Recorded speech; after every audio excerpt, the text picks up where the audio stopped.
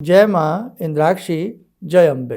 इंद्राक्षी धाम के ज्योतिष पाठशाला कार्यक्रम में सभी दर्शकों का हम हार्दिक स्वागत करते हैं। आज के इस अंक में हम बात करते हैं जन्मांक में, जन्म पत्रिका में या हाथ की रेखाओं में कई बार हमारे ग्रह नीच होते हैं। ये शब्दावली ही ऐसी है कि यहाँ ग्रहों को नीच की स्थिति में तोला जाता है, अर्थात नीच का अर्थ हुआ कि उसका बल कमज़ोर होता है। वो ग्रह जितना भी बल कमज़ोर का होगा वो अनेकों प्रकार के कार्यों में आपके रुकावट पैदा करेगा। ये तथ्य है और ये प्रारब्ध के फल से ही जुड़ा हुआ ग्रहों का नीच और उच्च का योग होता है। बहुत अच्छी जानकारी है, छोटा सा टॉपिक है, ध्यान से सुनिएगा। आइए पहले आज का हम पंचांग देखें। 25 दिसंबर सन 2025, क्या बढ़िया योग है। दिन बृहस्पतिवार, संवत 2082, पौष मास, शुक्ल पक्ष, तिथि आज पंचमी, नक्षत्र धनिष्ठा, राहु काल 1:30 से 3, दिशा शूल दक्षिण दिशा। हमारी जन्म पत्रिका में कई बार हम बहुत हल्के में ले लेते हैं कि आपके बृहस्पति नीच के हैं, आपके मंगल नीच के हैं। अब आम साधारण जनता को कैसे पता लगे कि ये आपके ग्रह नीच के हैं? हर ग्रह जाकर के एक राशि पर, एक डिग्री पर जाकर के वो नीच का हो जाता। वैसे तो इसके अंश तथ्य निकाले जाते हैं, लेकिन मैं आपकी भाषा के लिए, आपको समझाने के लिए बहुत मोटे रूप में एक दो उदाहरण देता हूँ। जैसे बृहस्पति हैं, गुरु हैं। अब गुरु नीच के भी होते हैं, उच्च के भी होते हैं। इन 12 राशियों के अंकों से ही आप उसको भांप लेंगे और जान लेंगे। किसी भी जातक का बृहस्पति अगर 10 नंबर के साथ लिखा हो, मकर राशि का हो, नीच का हो जाएगा। 4 नंबर के साथ गुरु लिखा हो, उच्च का माना जाएगा। ये आपके समझाने के लिए हम बता रहे हैं। मंगल है, मंगल कर्क राशि में नीच के हो जाएंगे। सूर्य हैं, तुला राशि में नीच के हो जाएंगे। 1 वाली राशि में, मेष राशि में उच्च के माने जाते हैं। शनि 1 नंबर में नीच के माने जाएंगे और तुला राशि पे शनि उच्च के माने जाएंगे।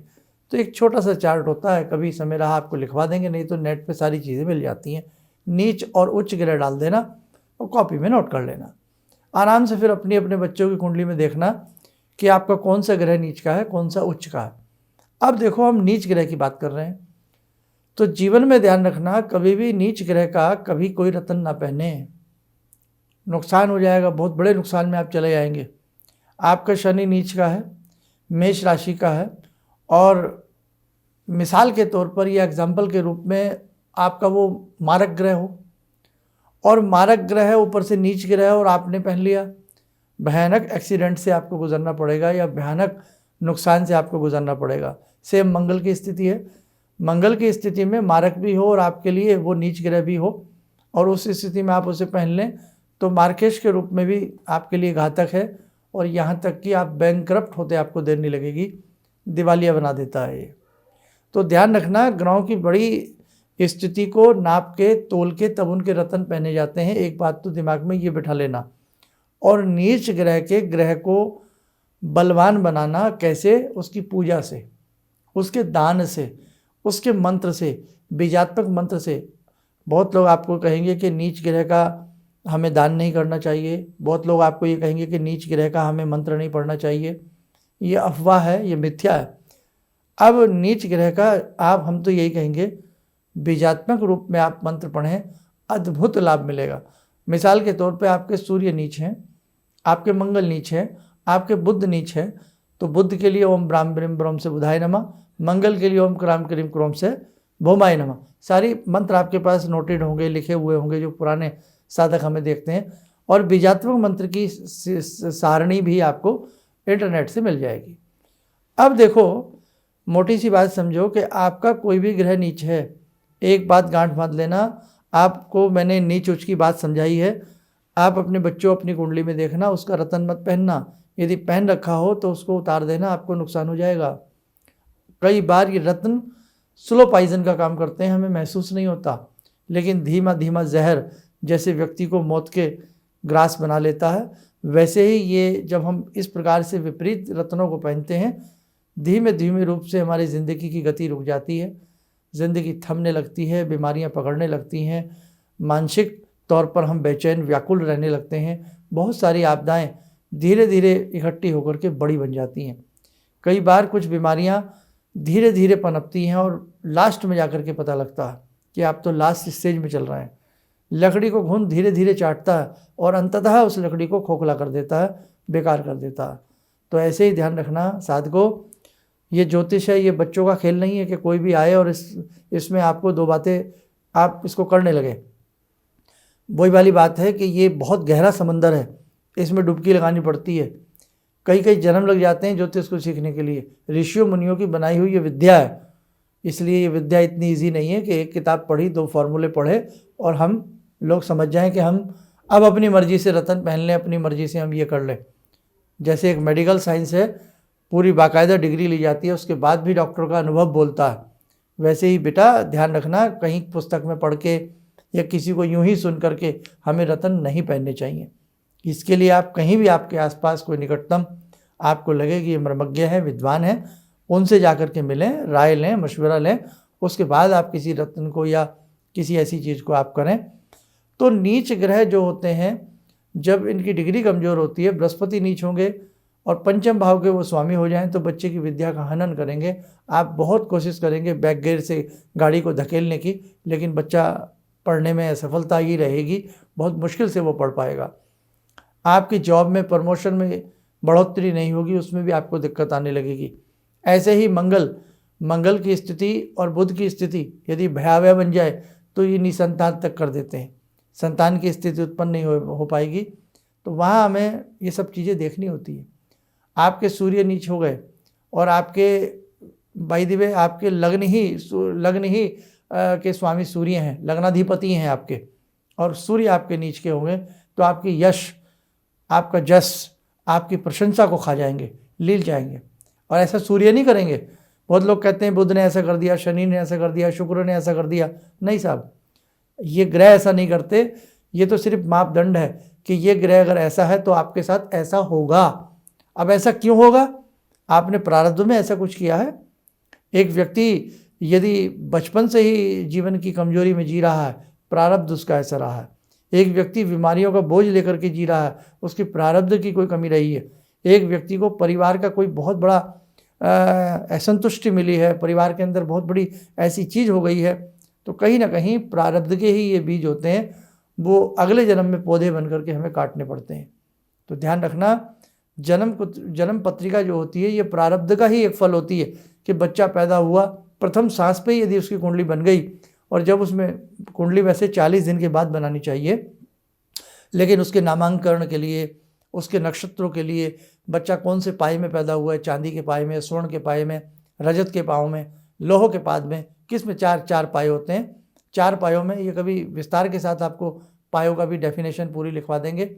जब भी कोई बच्चा पैदा होता है तो 4 पाए होते हैं ज्योतिष के हिसाब से, और व्यक्ति इन 4 पायों में ही शुभ अशुभता की श्रेणी में आता है। रजत का पाया बड़ा अच्छा माना जाता है, तांबे का पाया बहुत अच्छा माना जाता है, सोने का हार्ड होता है, अच्छा नहीं होता उतना, और उसके बाद फिर लोहे का तो और भी ज़्यादा अच्छा नहीं माना जाता।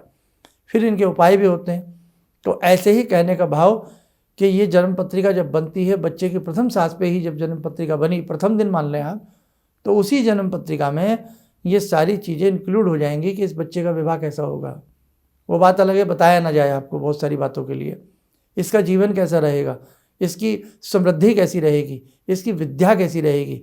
विद्या, यश, अपयश, सारी चीज़ें व्यक्ति अपने साथ जन्म और मृत्यु के लेखे को लिखवा करके आता, और वो लेखा उसी का नाम होता है आपकी हॉरोस्कोप, आपकी जन्म पत्रिका। इसलिए ख़ास तौर से बच्चों की जन्म पत्रिकाएँ जरूर बनवानी चाहिए।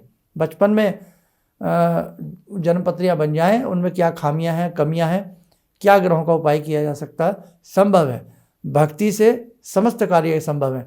अब आप कहेंगे प्रारब्ध का भोग तो काटना पड़ेगा, नो डाउट काटना पड़ेगा, लेकिन भक्ति प्रारब्ध के उस फल को, उस नकारात्मक स्थिति को आपकी भक्ति दूर कर देगी। अब भक्ति कैसे करनी है, भक्ति किस मंत्र की करनी है, और कैसे कैसे उसका सिस्टम रहेगा, वो सारी चीज़ें आपको एक मर्मज्ञ ही बता सकता है।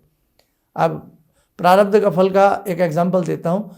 जैसे बैंक से लोन ले लिया, मिसाल के तौर पे 1 लाख रुपया लिया, चुकाया नहीं गया, ब्याज बढ़ते हुए वो 10 लाख हो गया।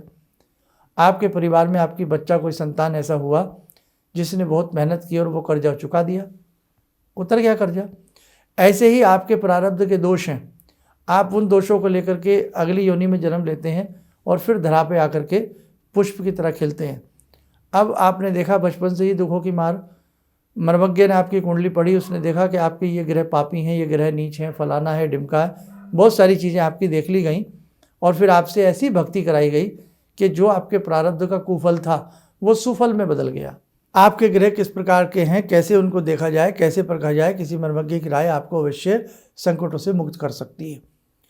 आइए समय हो चला आज की ध्यान साधना का। जुड़ते हैं ध्यान साधना में भगवान श्री राम से। ॐ रामो राजमणि सदा विजयते, रामं रमे संभजे, रामेण विहता निशाचरचमू, रामाय तस्मै नमः। रामानास्ति परायणं परतरं, रामस्य दासोऽम्यहम्। रामे चित्तलया सदा भवतु मे, भो राम मामुद्धर। राम रामेति रामेति, रमे रामे मनोरमे, सहस्रनाम तत्तुल्यं, राम नाम वरानने। आदो राम तपोवनं दिगमनं, हत्वा मृगं काञ्चनं, वैदेहीहरणं जटायुमरणं, सुग्रीवसंवासनं। बाले निग्रहणं समुद्रतरणं, लङ्कापुरे दाहनं, पश्चात् रावणकुम्भकर्णहननं, एतद्धि रामायणम्।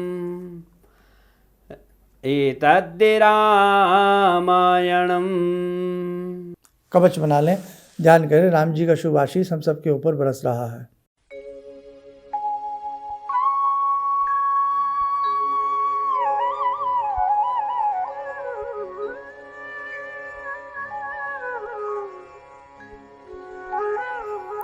ओम बोलते हुए नेत्र खोलें, सामान्य हो जाए। देखो साधको, ये जीवन है, इसमें कष्ट आते हैं, इसमें सुख भी आता है, दुख भी आता है। दुख की घड़ियाँ बहुत बड़ी लगती हैं और सुख के क्षण मात्र क्षण भर लगते हैं। इसलिए हमें अपने मंत्र विद्या से, अपने गुरु मंत्र से, अपने बड़ों से बहुत सारी चीज़ें प्राप्त हो सकती हैं। बस आवश्यकता है हमें उन चीज़ों को प्राप्त करके अपने जीवन को खुशहाल बनाने का। एक श्रृंखला 5 अप्रैल को आप सबके प्रारब्ध के दोषों के शमन के लिए, जैसा कि आज के सब्जेक्ट में भी आपने सुना हो कि जैसा प्रारब्ध लेकर के हम आते हैं वो प्रारब्ध आपकी कुंडली में अंकित होता है, उसी के आधार पर आपको जीवन में सुख और दुख प्राप्त होता है। तो प्रारब्ध में हमने ऐसा कोई बीज बोया हो, हमने ऐसा कोई कर्म किया हो जिसकी वजह से आज हम पीड़ित हों, हम दुखी हों, तो उस प्रारब्ध के दोषों के शमन के लिए, प्रारब्ध के दोषों की पीड़ा के हरण के लिए एक विशेष प्रकार का जगत जननी जगदम्बा का पूजन है। और ये पूजन जो है 5 अप्रैल को है, रविवार का दिन पड़ेगा। आप सबको हम आमंत्रित करते हैं, जो भी इस विशाल पूजा में आना चाहता हो नाम नंबर लिखवाएं।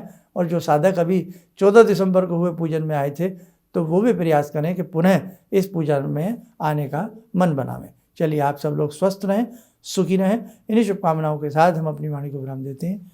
जय जय अम्बे। किसी भी समस्या के समाधान के लिए मिले प्रसिद्ध हस्तरेखा एवं वास्तु विशेषज्ञ प्रोफेसर धर्मेंद्र शर्मा जी से। नोट: शिविर में भाग लेने हेतु एवं व्यक्तिगत रूप से मिलने के लिए कॉल करने का समय सुबह 10 बजे से शाम 6 बजे तक। हमारे विभिन्न ज्ञानवर्धक कार्यक्रम देखने के लिए आप हमें अभी सब्सक्राइब करें, बेल आइकन को प्रेस करें ताकि आप देख सकें हमारा कार्यक्रम सबसे पहले। और अधिक जानकारी के लिए फेसबुक पेज को लाइक करना न भूलें।